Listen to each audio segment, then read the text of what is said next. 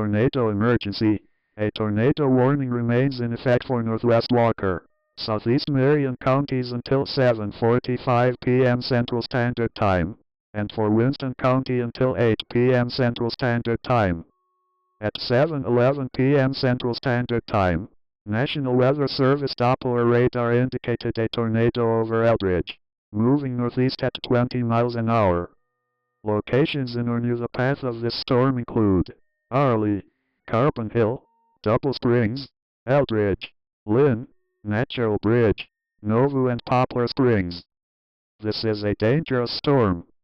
If you are in its path, seek shelter now. Stay away from windows,